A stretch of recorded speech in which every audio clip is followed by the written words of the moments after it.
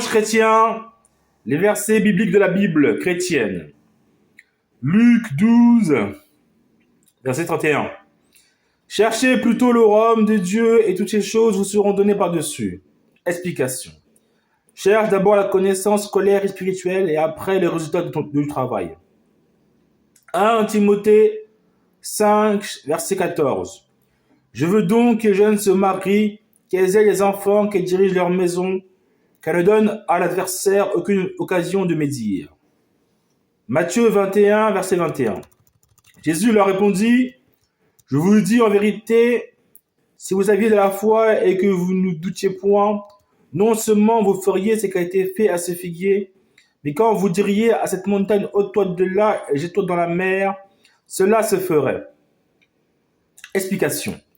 Jésus enseigne aux chrétiens d'avoir de la foi, de l'espérance dans ses projets et dans les épreuves. Deutéronome 15, verset 17. Alors, tu prendras un poisson et tu lui perceras l'oreille contre la porte, et il sera pour toujours ton esclave. Tu feras de même pour ta servante. Explication. La boucle d'oreille, c'est un signe d'esclavage depuis l'Antiquité. C'est interdit pour un homme chrétien. Jérémie 1, verset 19. Ils te feront la guerre, mais ils ne te vaincront pas, car je suis avec toi pour te délivrer, dit l'Éternel. Ecclésiaste 3, versets 1 à 8. Dans ce monde, il y a un temps pour tout et un moment pour chaque chose. Il y a un temps pour naître et un temps pour mourir, un temps pour planter et un temps pour arracher les plantes. Il y a un temps pour tuer et un temps pour guérir, un temps pour démolir et un temps pour construire. Il y a un temps pour pleurer et un temps pour rire, un temps pour les chants de deuil et un temps pour les danses joyeuses. Il y a un temps pour lancer des pierres et un temps pour les ramasser. Il y a un temps pour embrasser et un temps où il n'est pas bon de le faire. Il y a un temps pour chercher et un temps pour perdre. Il y a un temps pour garder et un temps pour jeter. Il y a un temps pour déchirer et un temps pour coudre. Un temps pour se taire et un temps pour parler. Il y a un temps pour aimer et un temps pour détester. Un temps pour la guerre et un temps pour la paix. Ecclésiaste 7, verset 2. Mieux vaut dans une maison de deuil que d'aller dans une maison de festin, car c'est là la fin de tout homme. Et celui qui vit prend la chose à cœur. Explication. Vaut mieux se remettre en question sur la mort que d'être dans la distraction de la fête. Proverbe 19, verset 14. On peut hériter de ses pères une maison et des richesses, mais une femme intelligente est un don de l'Éternel. Jacques 1, verset 6. Mais qu'il la demande avec foi sans douter, car celui qui doute est semblable au flot de la mer agité par le vent et poussé de côté et d'autre. Explication. Un chrétien doit avoir de l'espérance en toutes choses et en toutes circonstances. Matthieu 28, verset 19. Allez, faites de toutes les nations des disciples, les baptisant au nom du Père, du Fils et du Saint-Esprit. Explication.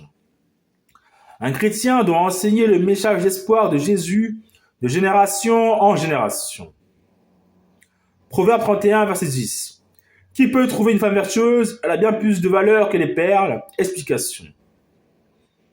Une femme de confiance et de valeur est plus importante que de l'argent. Jean 15, verset 19. Si vous étiez du monde, le monde aimerait ce qu'il y a à lui, mais parce que vous n'êtes pas du monde et que je vous ai choisi du milieu du monde, à cause de cela, le monde vous haït. Luc 12, verset 31. Cherchez plutôt le royaume de Dieu et toutes ces choses vous seront données par-dessus. Explication. Cherche d'abord la sagesse pour avoir de l'intelligence. Jacques 2, verset 18. Mais quelqu'un dira, toi tu as la foi et moi j'ai les œuvres. Montre-moi ta foi sans les œuvres et moi je te montrerai la foi par mes œuvres. Romains 10, verset 17. Ainsi la foi vient de ce qu'on entend, et ce qu'on entend vient de la parole de Christ, Jésus. Explication. La foi, c'est de l'espérance, de croire que Dieu va aider. 1 Corinthiens, verset 27 à 29. Mais Dieu a choisi les choses folles du monde pour couvrir de honte les sages, et Dieu a choisi les choses faibles du monde pour couvrir de honte les fortes. Dieu a choisi les choses basses et méprisées du monde, celles qui ne sont rien, pour réduire à néant celles qui sont, afin que personne ne puisse faire le fier devant Dieu. Explication. Dieu donne la victoire aux faibles pour donner de la sagesse aux forts. Dieu donne la victoire aux faibles pour donner de la sagesse aux forts. Lévitique 18, verset 17. Tu ne découvriras point la nudité d'une femme et de sa fille. Tu ne prendras point la fille de son fils ni la fille de sa fille pour découvrir leur nudité. Ce sont tes proches parents, c'est un crime. 1 Corinthiens 7, versets 3 à 4. Que le mari rende à sa femme ce qu'il doit et que la femme agisse de même envers son mari. La femme n'a pas sa puissance sur son propre corps, mais le mari pareillement. Le mari n'a pas puissance sur son propre corps, mais la femme. Explication. Si ta femme veut un câlin après le travail, il faut lui donner un câlin même si tu es fatigué. Éphésiens 5, verset 33. Du reste, que chacun de vous aime sa femme comme lui-même et que la femme respecte son mari. 1 Corinthiens 7, verset 2. Toutefois, pour éviter l'impudicité, que chacun ait sa femme et que chaque femme ait son mari. Explication. Ne fréquente pas les femmes mariées. Matthieu 27, versets 3 à 10. Judas, celui qui a livré Jésus, voit qu'on l'a condamné, alors il regrette ce qu'il a fait. Il va rendre les 30 pièces d'argent aux chefs des prêtres et aux anciens. Il leur dit, j'ai péché, j'ai livré un innocent à la mort. Ils lui répondent, cela nous est égal, c'est ton affaire. Judas jette l'argent dans le temple et il part. Ensuite, il va se pendre. Les chefs des prêtres ramassent l'argent en disant, nous n'avons pas de droit de le mettre sur les offrandes du temple. En effet, c'est le prix du sang. Ils se mettent d'accord et avec cet argent, il achète le champ du potier. Là, on enterrera les étrangers. Voilà pourquoi ce champ s'appelle encore aujourd'hui le champ du sang. Ainsi se réalise ce que le prophète Jérémie a dit. Ils ont pris les 30 pièces d'argent. C'est la somme que le peuple d'Israël a décidé de payer pour lui. Ils ont donné pour acheter le champ du potier. C'est ce que le Seigneur m'a commandé de leur dire. Les Lévitiques 18, versets 8 à 10. Tu ne découvriras point la nudité de la femme de ton père, c'est la nudité de ton père. Tu ne découvriras point la nudité de ta sœur, fille de ton père ou fille de ta mère, née dans la maison ou née hors de la maison. Tu ne découvriras point la nudité de la fille de ton fils ou de la fille de la fille, car c'est ta nudité. Matthieu 5, versets 31 à 32. Il a été dit que celui qui répudie sa femme nous donne une lettre de divorce. Mais moi, je vous dis que celui qui répudie sa femme, sauf pour cause d'infidélité, l'expose à devenir adultère. Et que celui qui épouse une femme répudiée commet un adultère. Explication, un divorce pour adultère, c'est autorisé. Jérémie 29, verset 11. Car je connais les projets que j'ai formés sur vous, dit l'Éternel. Projet de paix et non de malheur, afin de vous donner un avenir et de l'espérance. Proverbe 5, verset 18 à 19.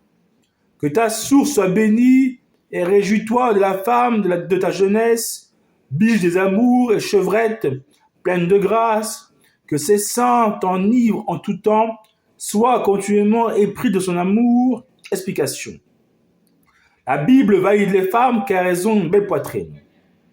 Proverbe 15, verset 33. La crainte de l'Éternel enseigne la sagesse et l'humilité précède la gloire. Lévitique 20, verset 10. Si un homme commet un adultère avec une femme mariée, s'il commet un adultère avec la femme de son prochain, l'homme et la femme adultères seront punis de mort. Jean 4, verset 14. Mais celui qui boira de l'eau que je lui donnerai n'aura jamais soif, et l'eau que je donnerai deviendra en lui une source d'eau qui jaillira jusque dans la vie éternelle. Explication. Jésus compare l'eau à la spiritualité. Jésus explique que son message spirituel est un repère spirituel sur le principe de la foi, donc de l'espérance. 1 Jean 4, verset 4. Vous, petits enfants, vous êtes de Dieu et vous avez vaincu parce que celui qui est en vous est plus grand que celui qui est dans le monde. Jean 16, verset 33. Je vous ai dit ces choses afin que vous ayez la paix en moi.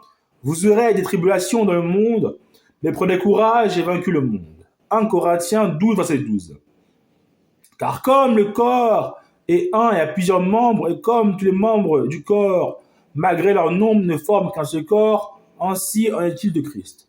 1 Corinthiens 12, verset 27. Vous êtes le corps de Christ et vous êtes de ses membres, chacun pour sa part. Deutéronome 22, verset 5. Une femme ne portera pas une tenue d'homme et un homme ne mettra pas des vêtements de femme, car celui qui fait cela est en horreur à l'Éternel ton Dieu. Explication. La Bible ne veut pas qu'un homme s'habille comme une femme. Luc 18, verset 20.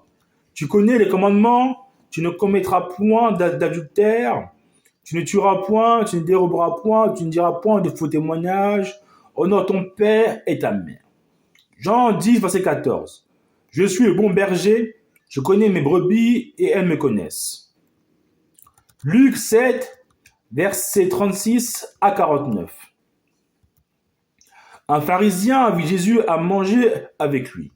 Jésus entre dans la maison du pharisien et se met à table. À ce moment-là, une femme de la ville arrive, c'est une prostituée. Elle a appris que Jésus est dans la maison du pharisien. Elle apporte un très beau vase plein de parfums et elle se place derrière Jésus à ses pieds. Elle pleure, elle se met à mouiller les pieds de Jésus avec ses larmes. Ensuite, elle les essuie avec ses cheveux. Elle les embrasse et elle verse du parfum dessus.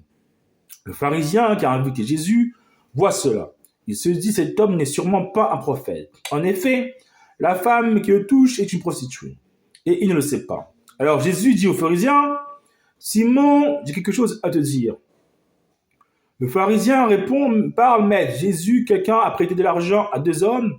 L'un d'eux lui doit 500 pièces et l'autre 50. Mais ils ne peuvent pas rembourser. Alors celui qui a prêté l'argent supprime leur dette à tous les deux.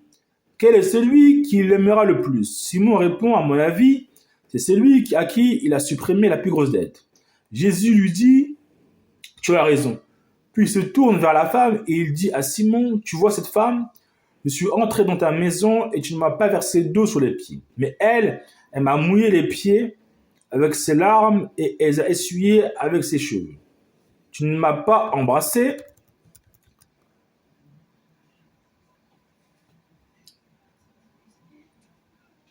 Mais elle, depuis qu'elle est entrée, elle m'embrasse sans cesse les pieds. Tu n'as pas versé de parfum sur ma tête, mais elle a versé du parfum sur mes pieds.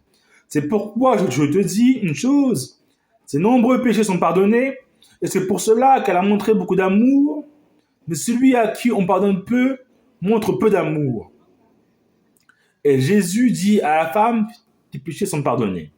Ceux qui mangent avec lui se mettent à penser que cet homme, il ose même pardonner les péchés. Dimanche chrétien, vive la France, vive la religion chrétienne.